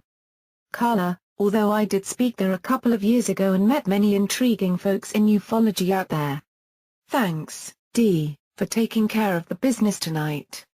It's already a few minutes after time for class to start, and since this is our last session, I want to relax the agenda a bit and give each member a chance to make a statement about the phenomenon of species transformation, but I will ask that each of you do your best to be concise, specific, and to avoid delving into the strictly personal events you've experienced unless they relate directly to our topic, and to avoid restating anything you've already posted in detail in our folder. If there is some change or transformation occurring, as many of us have come to feel, then surely we can delineate some of the real evidence that leads us to these ideas, and the specifics can then be discussed by all of us. So, if you're willing to go along with this, let's give it a shot. Since I was late getting logged on, however, I don't have a complete list of the present members. John Will, I'd like to propose a notion for evidence of transformation that might at first seem a bit unusual, and that is this radical reactionary swing back to conservatism and fundamentalism. Now occurring in America. Seems to me like a fear reaction to change. Karla, a good starting point. Mosley 288, of course it is, and that's all it is. Karla, I think we're all aware of this reactionary movement in many areas, but is this the first time we've seen such a thing in the history we possess? In other words, how does such a swing indicate a transformation? Karla, John, do you want to respond first? John will, to me it seems a knee-jerk reaction to changing views. Karla, possibly, but if so, this certainly isn't a new response in human history, is it? John will, not at all. But history also shows that there's an adverse reaction to any new concept, for example, discovering that the world is not the center of the universe, that man is capable of space travel, etc. There is always negative outcry first before it's proven true. Karla, I would agree with this idea, and I think a few of your classmates want to comment. Kent, I think you are first in line, so please. For Kent, well, it's intellectualism that's gonna go bye-bye, experience is all there is. Karla, Kent, please use the protocols so we'll know when you're finished, OK? Your reply begs the question, I believe. Can you be more specific so we can follow your ideas? For Kent, there is no such a thing as empirical proof. Karla, of what? For Kent, of a reason and fact. Intuition dawns now. Karla, I don't agree with that. I do think we have rational faculties that are responsible for all our perceptions, and the presence of our perceptions is certainly proof that they, at least, exist. Is this what you meant by experience is everything? Kent, the rational is only binary, the ability to argue. Karla, Tony, you're next, so please. Tony Tree, okay. Not to sound Celestin, but I have many incredible synchronicities happening. I don't know what they mean, but I feel that they are changing my awareness of things, and one of these is the realization of the alien presence. Karla, for those who may not know what synchronicity means, it's a term coined by Jung to identify coincidences of events that should not have any objective correlation but which do prove to show behind-the-scenes correspondence. For instance, a woman goes shopping and decides for no apparent reason to buy a black dress, and 3 days later a family member dies and the woman needs the black dress for the funeral. In terms of the alien abduction presence, I know from personal experiences too, that several synchronistic events have come to light as we delved into our alien-related events, some of them stretching back many years, as if some bigger, unseen plan has been at work all along and has only recently come to fruition in the correspondence of certain events. Perhaps one of the signs of change may indeed be the expanding number of synchronistic events many abductees experience, as you've said. Bob, I think you are next, so you can either make your own statement or reply to what has already been said. Mosley 288, well, I certainly don't think rational thinking is going anywhere but up.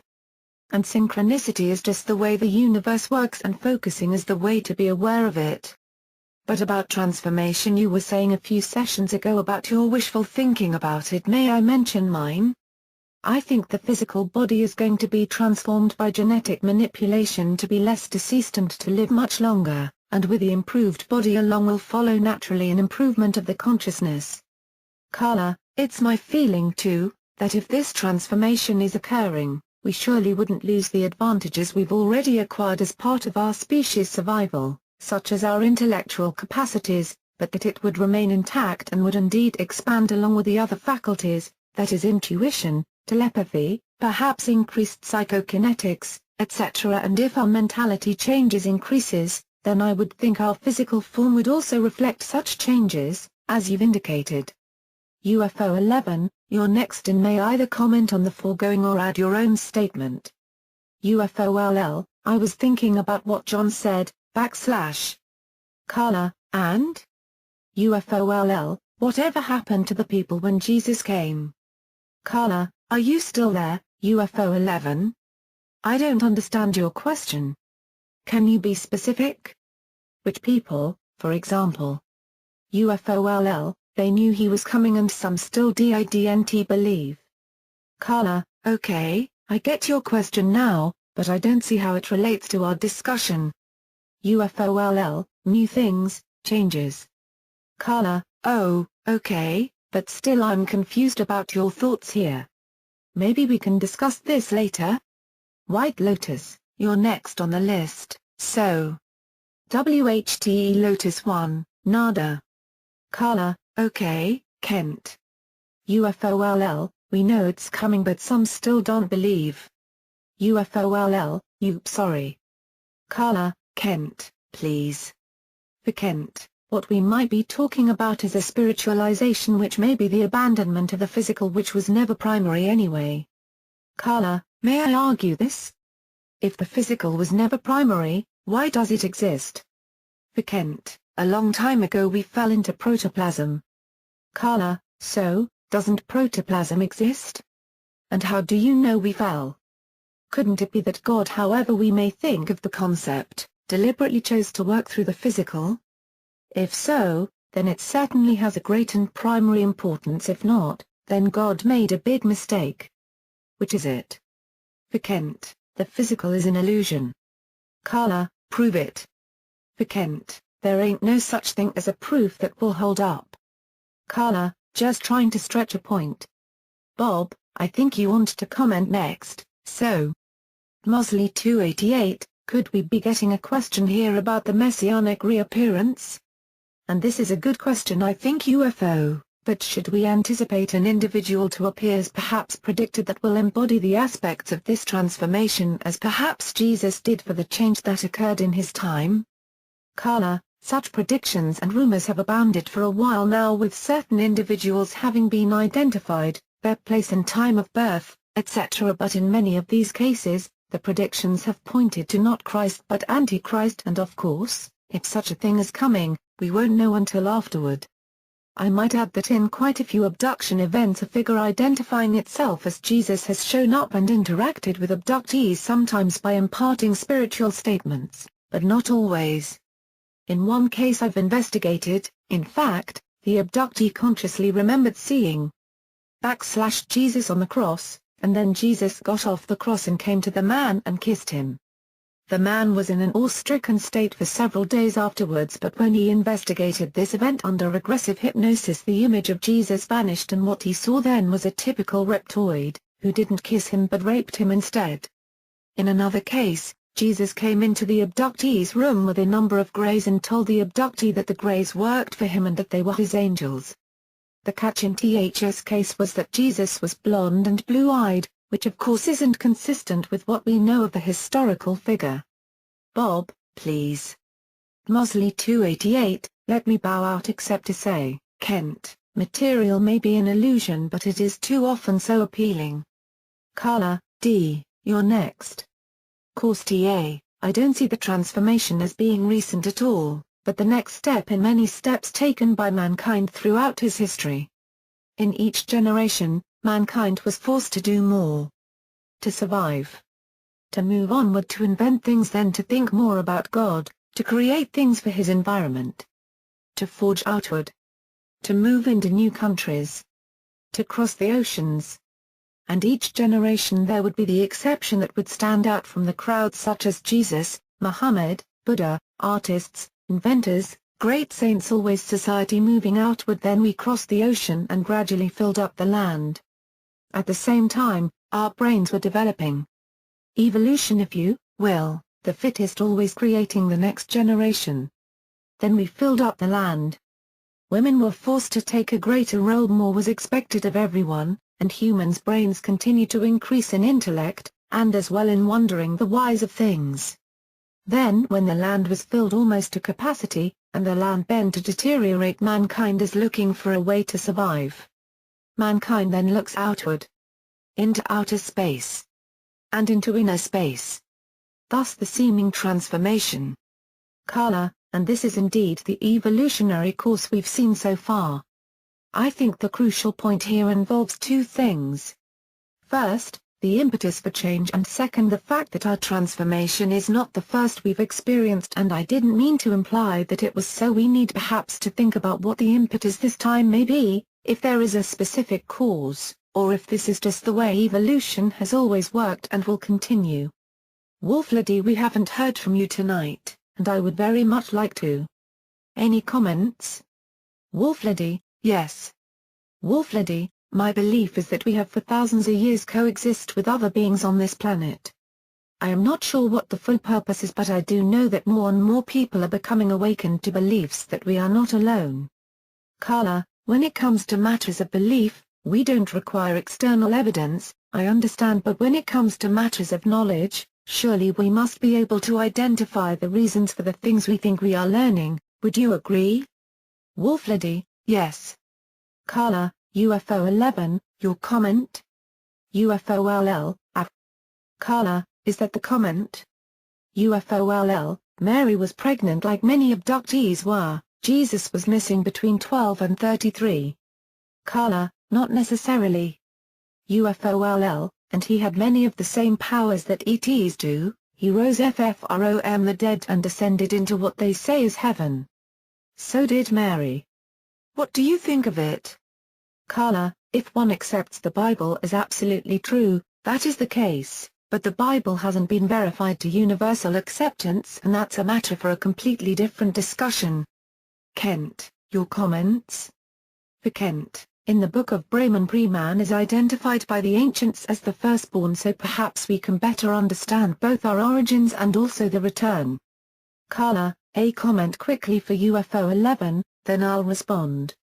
Some aliens have claimed to have manufactured Jesus as an instrument for exerting social controls.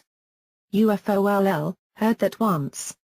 Karla, but of course we know that the aliens have often lied in their statements. UFOLL, or twice.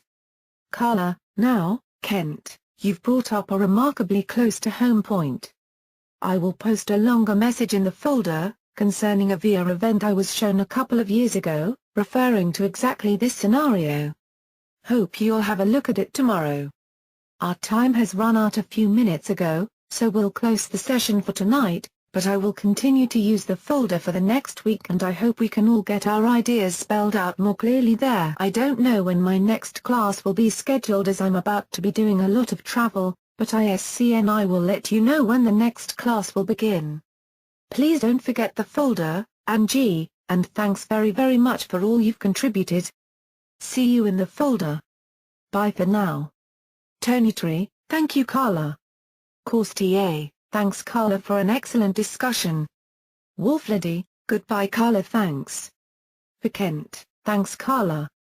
UFOLL, thanks Karla. Bye. Mosley 288, thanks Karla, enjoyed the class and look forward to the next and someday meeting you.